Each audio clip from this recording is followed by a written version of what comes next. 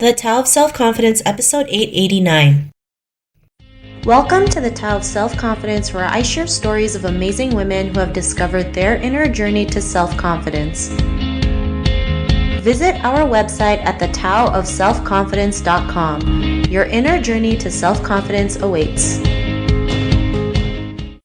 You can now purchase The Tao of Self-Confidence, a guide to moving beyond trauma and awakening the leader within on Amazon, Barnes & Noble's, Walmart, Indigo, and other major book retailers. Get your copy today.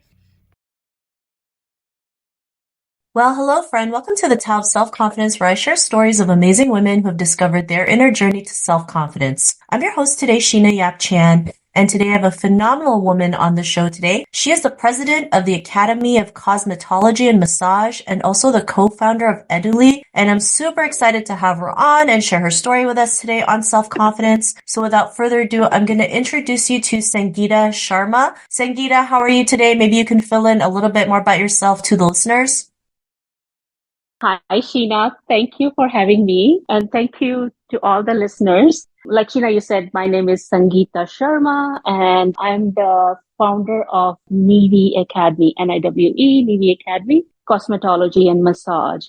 And actually, it's a college operating system, so that I am here.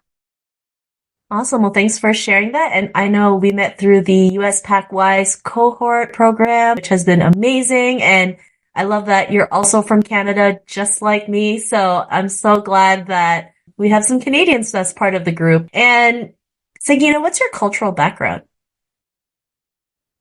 Well, right now, I'm Canadian, but I'm born and raised in India. And I moved to Canada when I was 24 years old. So I've been living in Canada for 31 years. So I'm East Indian, but I'm Canadian now. Awesome. Well, thanks for sharing that. And what'd be your favorite self-confidence quote? My favorite self-confidence quote is, my God, it's self-confidence is a superpower. Once you start believing in it, you can start creating the magic that you can imagine. I love that quote that you mentioned, and it's so true. It is our superpower. Sometimes when times are tough or we're feeling like the world's going to end, our confidence is what brings us back up to keep moving forward and to be the person that we're meant to be. So I really love that quote that you mentioned. And in your own words, how do you define self-confidence? Self-confidence, like I said, it's a superpower, but I believe self-confidence is like building muscles. In order to build muscles, you have to go to the gym. Same way, when you have to build self-confidence, you have to take small, subtle step toward building your confidence.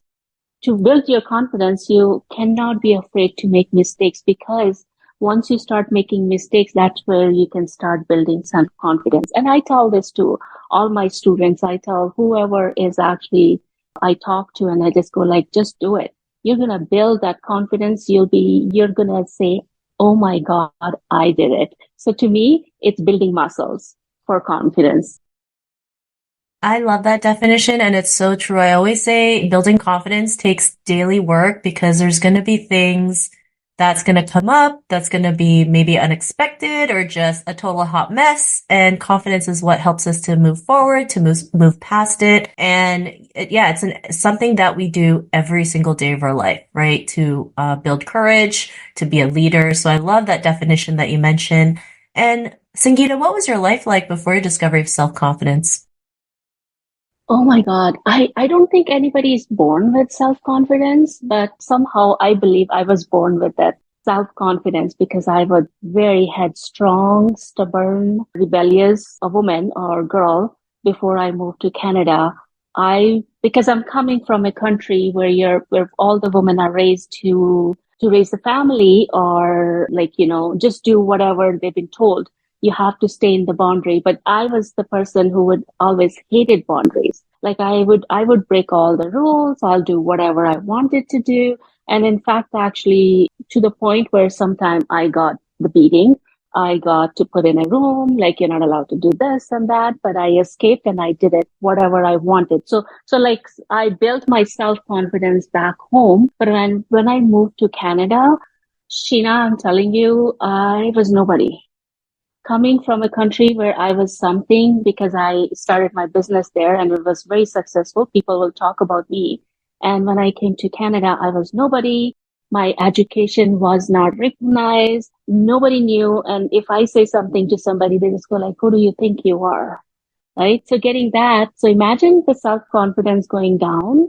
It's like I had to do lots of soul searching on myself and then just go like, what did I get myself into? So my self-confidence was really down, but I promise that's where like I think it's we all women probably go through those time where our self-confidence is really down. So in 1992, my self-confidence was like, I'm nobody. I don't think I can do this. I wanted to run away. I wanted to go back to India where my people were there. Here, nobody's here. But then I promised myself and I called my nickname Ninu. I just go like, Ninu, you put into this mess, you have to fix it. So that's where I actually take charge of my life and I start building small steps going back to school, going back to like start working in daycare, cleaning hotel rooms, cleaning like doing dishwashing, driving school bus. So going through like every step at a time and learning and building my self-confidence. So before I actually had the confidence that I wanted to be somebody, I went through a big mess, soul searching. So that's what I was at that time. Thanks for sharing that. And I think that's something a lot of immigrants can relate to, especially, coming from Asia. We come from, really some of us come from really good beginnings, right? Like you mentioned, having a successful business. Like we were born in the Philippines. My family and I came from the Philippines and, we had help. We had someone who washed the dishes, who washed our clothes, cooked our meals, drove us everywhere. And so when we came here, my mom had to literally start from scratch. She didn't know how to cook. Also, their college degrees meant nothing, right? Like you really had to start from the beginning. And yeah, that's a big confidence downer when you think, oh my God, what I've done, the work that I've done in my own country makes no, like, it doesn't mean anything here in Canada or in America, and we have to start from scratch. But you just, started slowly build your confidence up step by step, day by day. And, what was that aha moment that made you realize you can, go out there and forge your own path, especially as women, especially Asian women, we're always told to never make any noise, just stay in the background, just do as you're told. But yet, here you are in a country where, the opportunities are endless. You took a chance on that. What was that aha moment that made you do it? I think my aha moment was again like driving, like I said, I drove school bus. So first time when I sat down on that school bus driving seat, taking that control of the whole bus, it was something that hit inside me that gave me like, oh my God, I'm control of this whole bus. And there's going to be like almost 24 to 30 kids sitting in this bus. I'm control of that. That actually something gave me inside me that I can take this. I can make my life whatever I want to because I'm at the driver's seat. That was first aha moment. The second aha moment was when I opened my own business and I employed two or three immigrant women.